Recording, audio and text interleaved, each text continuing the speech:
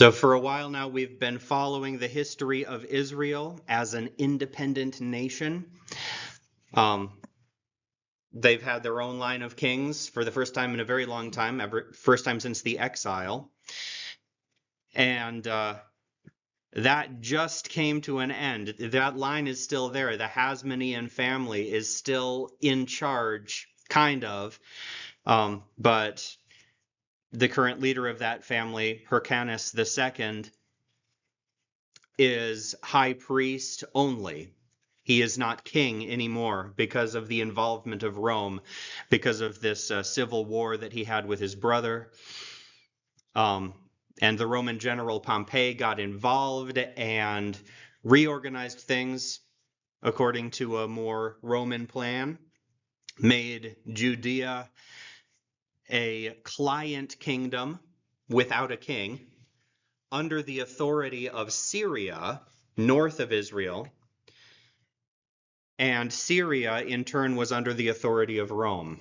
So from this point on, the history of Israel and the history of Rome will be one story, really. They'll become extremely intertwined. And to understand what goes on in Israel, we have to understand what's going on in the Roman Republic. Yes. It means they go together. What happens in one affects what happens in the other. All right, so Rome, we think of nations a little bit differently now. They did control all of Italy, but Rome itself, the focus of people's patriotic spirit when they were Romans, wasn't centered on a land. Rome wasn't a land, first of all. It was a city, and that's important to remember when we think about how it worked. Yeah. A city has land, and Rome was a city that controlled a lot of land. But, yep, Rome's right there on the map.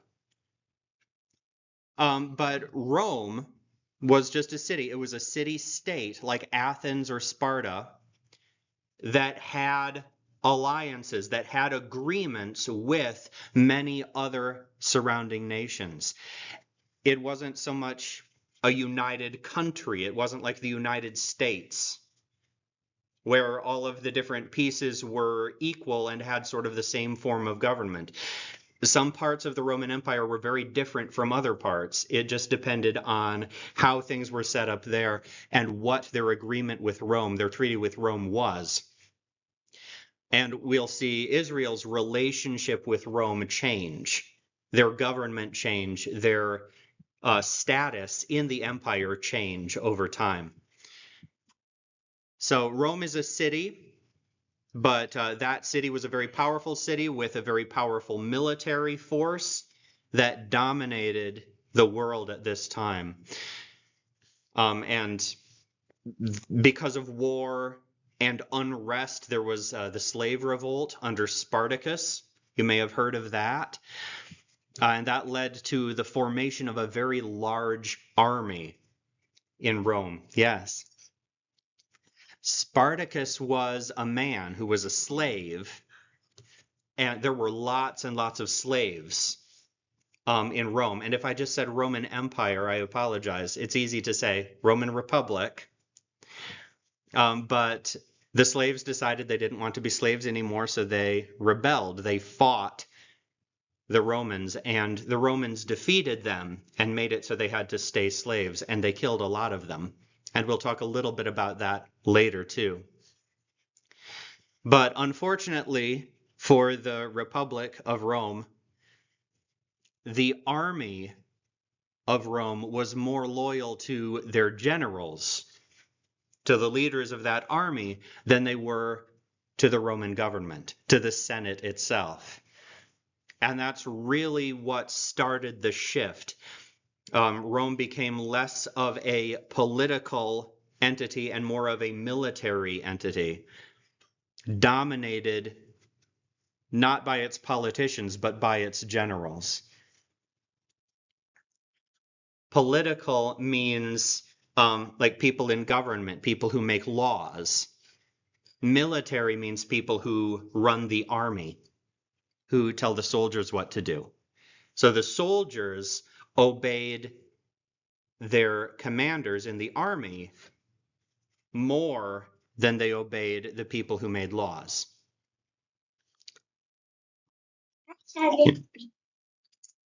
Right. So there were three great generals at this time. They were the most powerful people in the Roman Empire. And these three generals formed a kind of unofficial alliance, an unofficial agreement with each other to keep each other in check, and also to kind of have their way in the government of Rome, that they wouldn't turn on each other. And Ecclesiastes 4:12, would somebody like to look that up and read it quick? Yeah. That says Ecclesiastes 4:12. Oh, but the little words in the Bible down there? Nah, those are too small to read. We'll need somebody with an actual Bible to get that. Mine's all the way over there, but.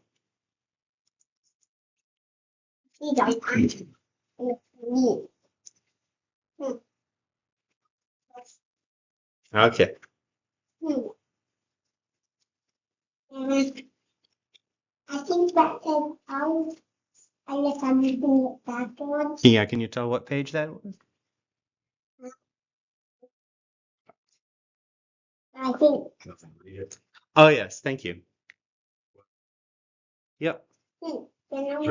Through one may be overpowered by another. I'll be. Two can withstand in a free or full, or if not for broken. So the importance of cooperation, and a threefold cord there, it says, is not quickly broken. And there is something about the number 3. It's a magic number. You need 3 legs to make a tripod or to make a table stand, as Schoolhouse Rock reminds us. It's an important number. And imagine you're playing a long board game, okay, like Risk. But your goal isn't to win. Your goal isn't to decimate the other players. Your goal is stability, to keep the game going on as long as possible. That's basically what these generals were doing. They didn't want to destroy each other. They wanted a game to go on. They wanted to compete, and they did compete, but they didn't want to have one person dominate everyone else. So how many people do you need for that kind of arrangement? 3 would be the perfect number. With 2 people, if one of them started to get more powerful, there would be nothing really that the other one could do. But with 3, you can kind of gang up on the one that's getting ahead. You can keep each other in check. That was their system. And these 3 generals had an enormous amount of power between them. But they recognized the need for stability. The last thing they wanted was a civil war. And they called themselves the Triumvirate. The Triumvirate. And they competed with each other for glory, but it was a friendly competition, sort of. A few of them just didn't like each other, but at least on a professional level, they worked together, not against each other. And each of them knew that if their actions started threatening the peace of the Republic, the other 2 would turn against him. So, these 3 men right here, these 3 men formed the Triumvirate, this unofficial agreement. And we've met one of these people before. You've heard of one of these other people before, for sure. But the first one there is Pompey. The middle one is a man named Crassus. Crassus. And then the one on the end with the black background, that's Julius Caesar. Pompey, Crassus, and Julius Caesar together were the 3 generals that basically ruled the Roman Empire at this time. Republic. I'm sorry. Okay, so we've already met Pompey. We'll talk about him again a little bit. Remember, he brought peace to Syria, okay, to where the Seleucid Empire used to be. He removed the Seleucids from power once and for all. He also brought peace to Israel. Yeah.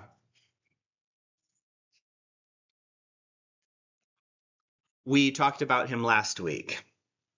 Yeah. Yeah, but this was the man who took over Israel. He made it so that Israel was a part of Rome. Okay? So both Hyrcanus II and Aristobulus II, the two brothers, asked Pompey for help to defeat the other. And Pompey decided to side with the rightful heir, Hyrcanus. And the only problem with that is that Aristobulus was still in control of Jerusalem. And although he was willing to give it up, his people were not. Yeah.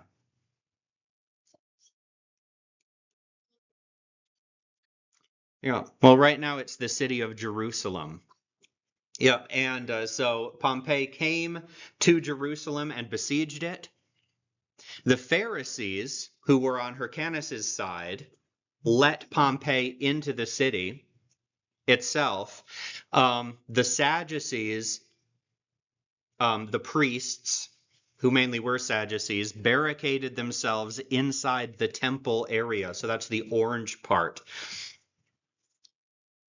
Right there. That's the area that was besieged, the temple. And the siege lasted for 3 months. And Pompey, they broke the bridge that led from the city, the main city, into the temple. Pompey besieged it on the north side. So this big yellow part, the new city, that wasn't there yet. That was just empty space. So he came right up to the north side of where the temple was, and he built a ramp. He piled up dirt to make a siege ramp against the north side of the Temple Mount. And eventually he got in, and a lot of people died. Yeah. Oh, yeah. Yeah, there's the deserty hills all the way around it. Yep. Okay, so the Romans got in. Pompey and his men entered the temple itself. You'll remember, but they didn't plunder it. They didn't take any of the treasure out. And they told the Jews to cleanse the temple, offer whatever sacrifices were necessary. Hyrcanus was reinstalled as high priest, but not as king. And Aristobulus and his sons were carried back to Rome as prisoners of war.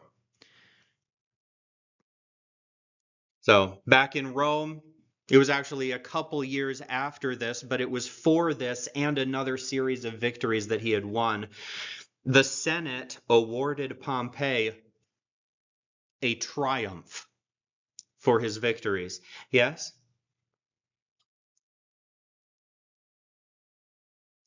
Yeah, well, it's just a big crowd of people. It's a parade. A triumph was a parade, a huge parade. And the general, which would have been Pompey in this case, was dressed almost like a king and treated like a king for a day. And the troops, the plunder that he had captured, the prisoners of war, were all led through the streets of Rome, ending at the temple of Jupiter, the god of war. Pompey? Right there. He's the guy sitting up in the chair. Yep. On kind of the throne thing. Yep. And yeah, it's interesting in the picture he's being pulled by elephants. He actually had 3 triumphs in his lifetime, which was kind of unheard of. I think it was during his second one he used elephants, and they were too big to fit under one of the archways, and they had to take them off and replace them with horses. But this was a tremendous honor for any general to go through this, and incredibly humiliating for those he had defeated. Actually, the prisoners of war would be the first thing in the procession. They would lead the procession in chains. Yeah.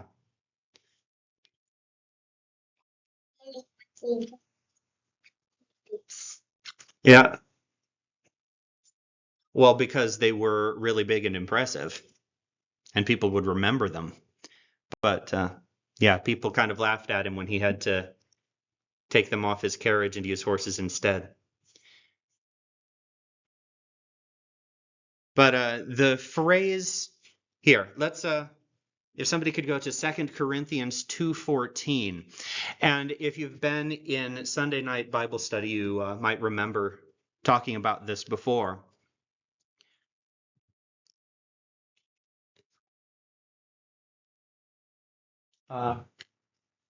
My Bible's right here, but Captives in Christ's triumphal procession and uses us to spread the aroma of the knowledge of whom everywhere. okay, that translates, that interprets it correctly. Yes, the phrase leads us in triumphal procession in Christ. That's what it means. He leads us, and the phrase Paul uses most likely refers to, that's the phrase you would use if you were talking about being led as captives in a triumph, led as prisoners of war. So what Paul is saying by using this picture is that he and his fellow missionaries weren't receiving glory or honor, but even in their humiliation, they brought glory to God. Wherever they went, he was glorified because of them. He was honored through their weakness and disgrace, which is a big theme in 2 Corinthians. Yes. Which two words?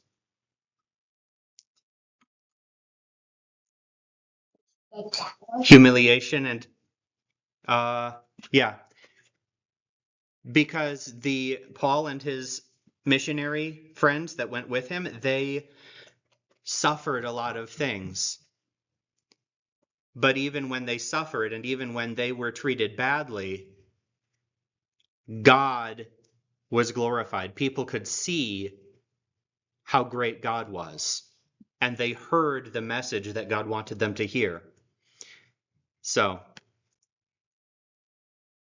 but that's what happened with Aristobulus and his sons. They became trophies for Pompey. Yeah.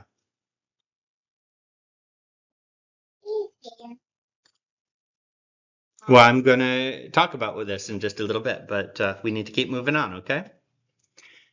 All right, so this coin right here, this is Gabinius. Gabinius was one of Pompey's commanders, and he's important right now because he's the one that Pompey made governor of Syria. So remember, Israel is now under the control of Syria. Gabinius is the one in charge. And he had a really good relationship with Antipater. Remember, Hyrcanus's friend? Antipater is also the father, later on, of Herod the Great. Antipater was the one who really was in charge of Judea itself. And Gabinius is the one in charge of Syria, and the two worked together very well. But Gabinius divided Israel into several districts.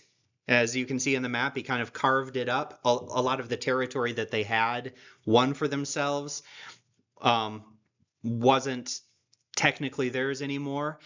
Gabinius also made that pink area in the middle. He made a special district, a special area of the country just for the Samaritans.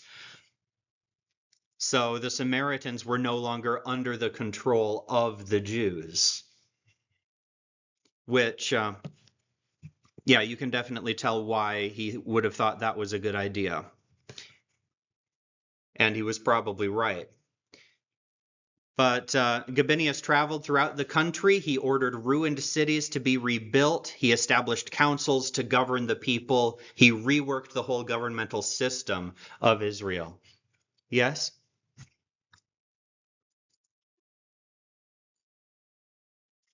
Oh, diamonds and squares. Good job noticing that. I can't remember what the diamonds and squares represent. I think they're different places that I think one of them is fortresses and one of them is cities where he established a council to rule that city or that district.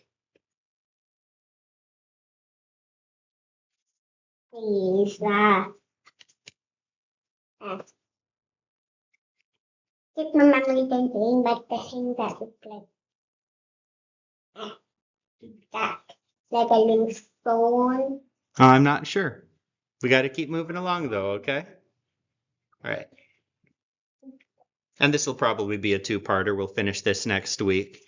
But Gabinius was governor. His authority, though, was challenged by one of Aristobulus's sons on their way to Rome. One of Aristobulus's sons escaped and came back to Judea, and his name was Alexander II. You don't have to try too hard to remember him. He's not going to live long. But Alexander II started stirring things up, started trying to get people to rebel against the Romans, overthrow Gabinius. So in 57 BC, so 57 years before Christ, which is actually more like 54 or 53 years before Christ, Alexander II started raising an army. But he was quickly defeated by Gabinius and Antipater. He wasn't effective, but he tried. Gabinius's cavalry, his horsemen, were led at this time by a promising young commander named Marcus Antonius. And in English, we like to call him Mark Antony. Okay, so he's going to become important later. And this is kind of where he got his start. He got his start in Judea under the governor Gabinius. So it's amazing how many famous Romans had a direct role in Israel's history, how significant the nation of Israel was. But okay, so Alexander was defeated, but Aristobulus's wife, so Alexander's mother, convinced Gabinius to spare his life and let him go. So, which was a bad decision in retrospect, but not long after this, Aristobulus himself escaped from Rome with his other son, Antigonus II. All of these names are names we've seen before. So Aristobulus's son was Antigonus II. Both of them together escaped, returned to Judea, started raising an army. They also were quickly defeated and brought to Gabinius. And Aristobulus was sent back to Rome. But again, his wife, the wife of Aristobulus, convinced Gabinius to set their children free, to let Antigonus go. And the next year, Gabinius left Syria for a while to help Ptolemy the 12th fight a civil war in Egypt. Okay, so he went down to Egypt for a while, and it was on that campaign, just a little side note, that Mark Antony met Cleopatra for the first time, the famous Cleopatra, who was only about 14 years old then. But while they were gone in Egypt, Alexander took the opportunity to start another rebellion. And they came back from Egypt and quickly defeated him again. And I'm not expecting you to remember all of this. The important thing is that Aristobulus's family was reckless and stubborn and absolutely determined to rule Judea no matter what. And this isn't the last we'll see of them. They saw Hyrcanus as a sellout, as somebody who had given Judea to the Romans. They saw themselves as the true kings, the people who deserved to rule. And they had a good number of people who were on their side. The more people started disliking the Romans and the control that they had, the more people were tempted to follow Aristobulus and his family. Yeah.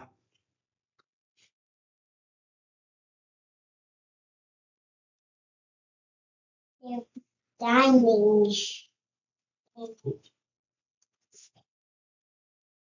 Yeah, I don't know why else there might be. I think they're just either the fortresses or the places where there are councils. But okay, but we're talking about these three guys. Remember these three guys? Pompey, Crassus, and Julius Caesar. And we've talked about Pompey already. Let's meet Crassus, the middle guy. Okay, he doesn't look like a good guy, does he? He's not. Yes. They look creepy. Yeah, that's because they're busts. They're just carved heads. Busts just look creepy. But yeah. But Pompey was and even Julius Caesar were more noble characters. I mean, they were selfish people. They cared about their own personal glory. Yeah, people died for that personal glory. Crassus was he was on another level though. Crassus was best known for two things: his cruelty and his greed. He ruled his men through fear.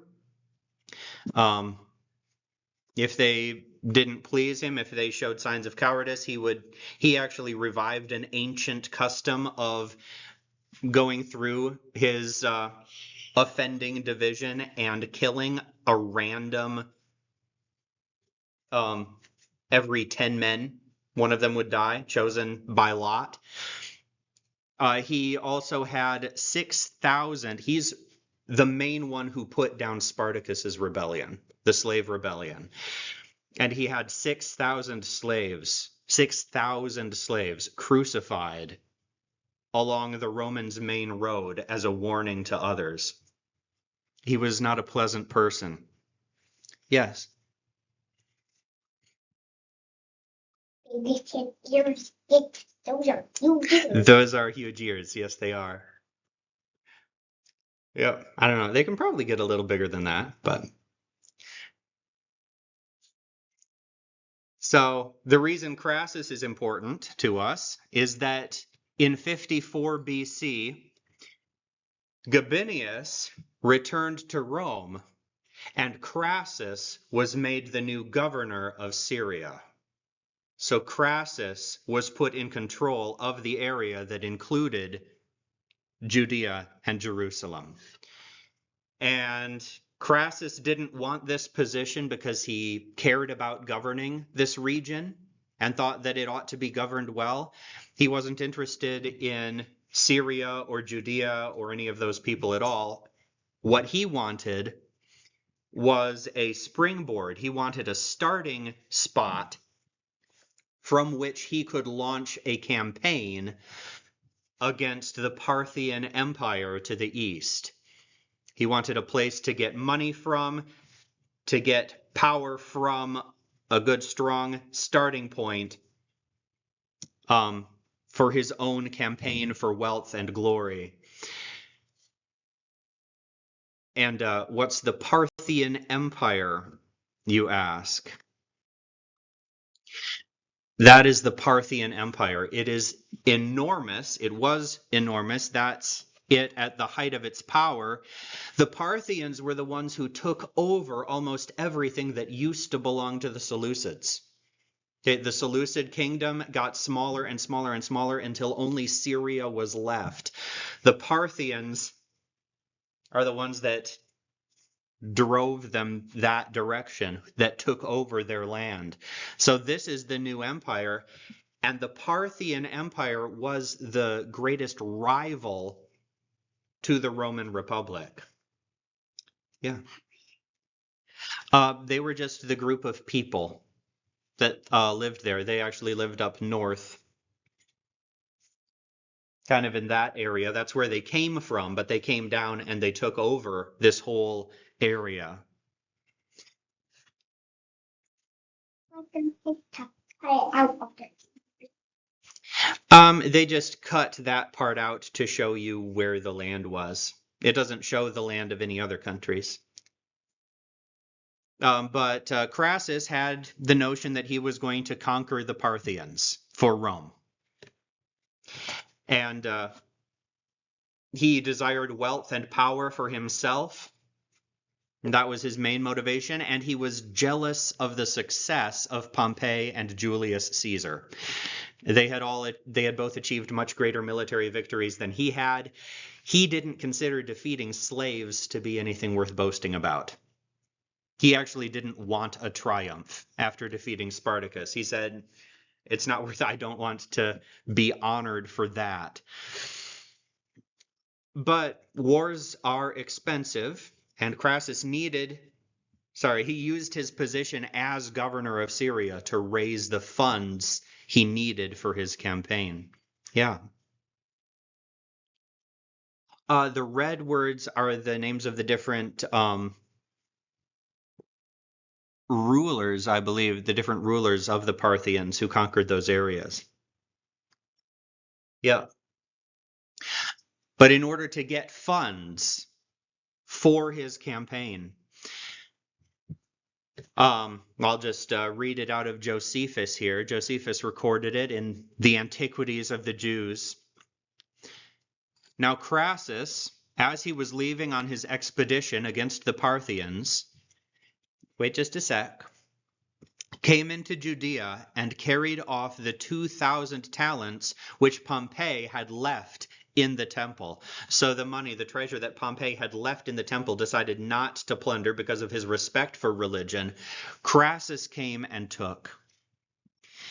And a priest named Eleazar, who was guardian of the sacred treasures, saw Crassus gathering money in the treasury and was afraid that he would take all the ornaments of the temple as well. So he offered Crassus a large beam of solid beaten gold, which had been hidden inside a hollow beam of wood. So in one area of the temple, they had a wooden beam that looked just like a normal wooden beam, but it was filled with solid gold inside. And he said he would let Crassus know where it was, give it to him on the condition that nothing else belonging to the temple would be touched. Crassus agreed and took the beam, and then he broke his oath and carried away all the gold that remained in the temple. Yes. Does it look like Romans are killing Romans? They're not. They're just going through the temple and trying to find all of the treasure that they can. Yeah. So this incident, of course, did not help Jewish-Roman relations. The way that the Jews saw the Romans. And it didn't help Crassus either. Crassus was defeated and killed by the Parthians a year later. He lost his war. And it is said that the Parthians poured molten gold into his mouth when he died in mockery of his greed, his hunger for riches. And that's what the picture portrays there. So Crassus is dead. And the death of Crassus put Caesar and Pompey in a precarious position. Remember, they're the Triumvirate. It's that tripod principle. With Crassus dead, the two most powerful men in the Republic, now are Caesar and Pompey. And if either one of them were to gain more power than the other, they would become unstoppable.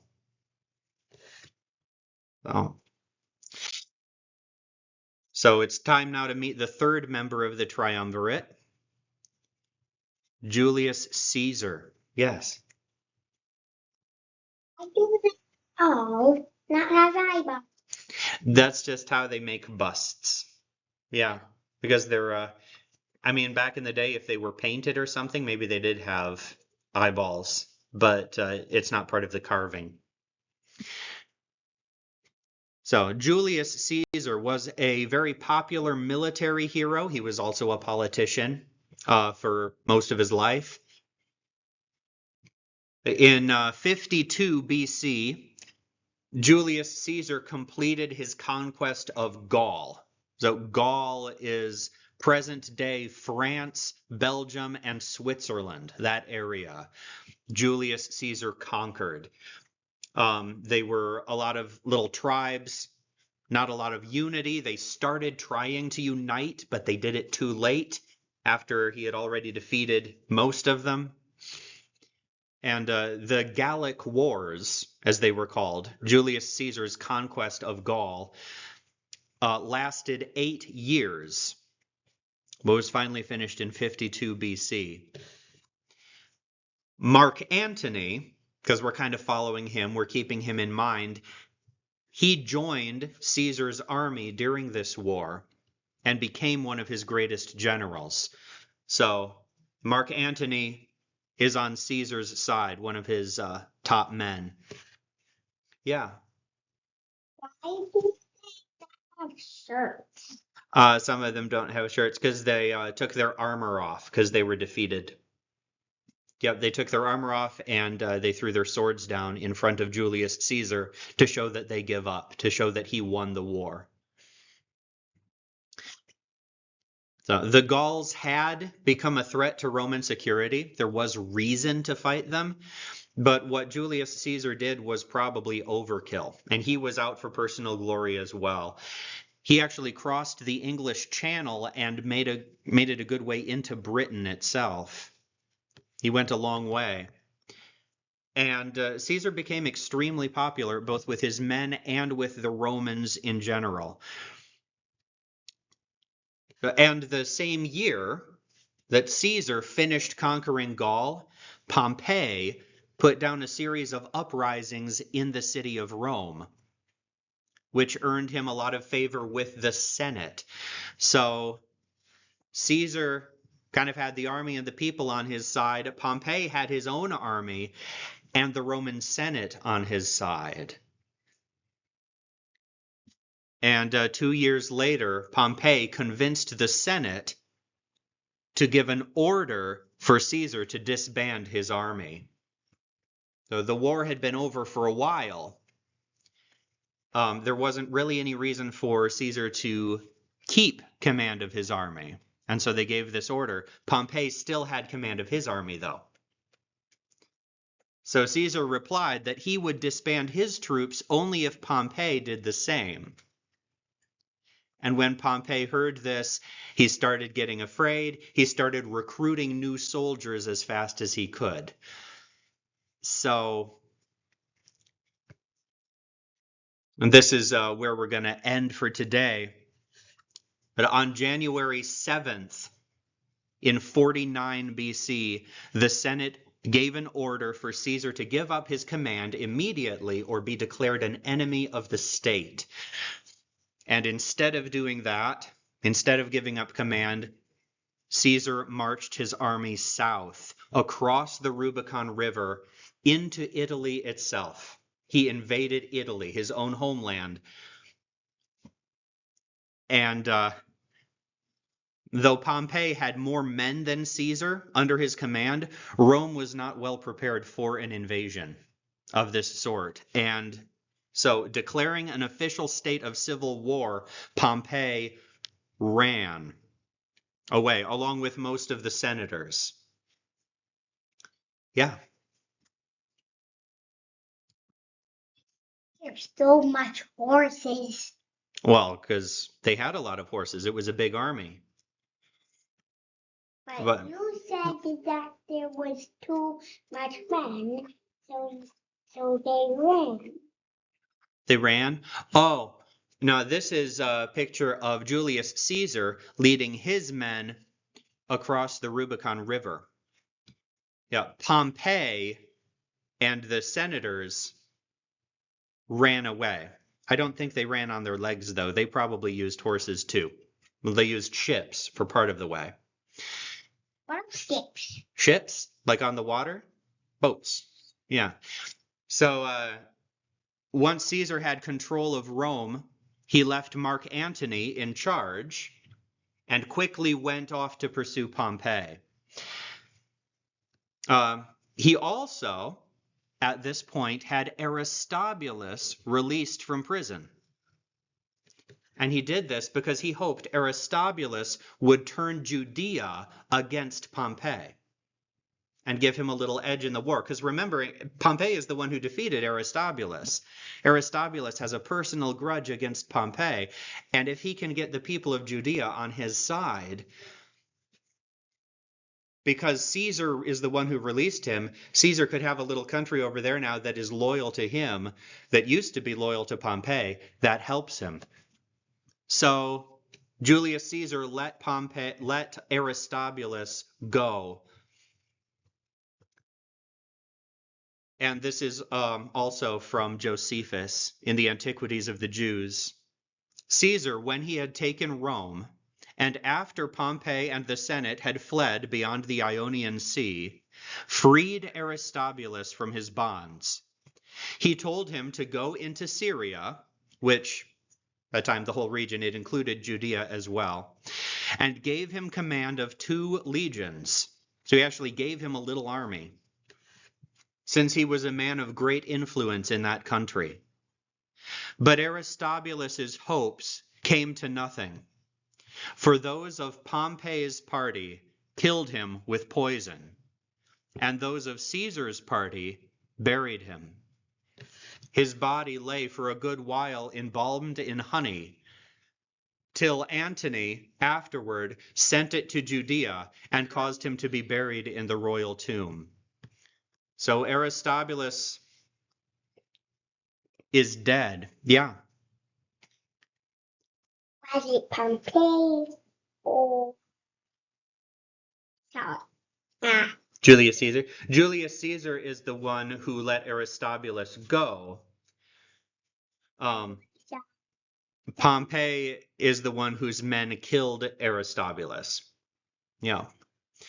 So Pompey also sent men to kill Aristobulus's son, Alexander II, and they beheaded him at Antioch.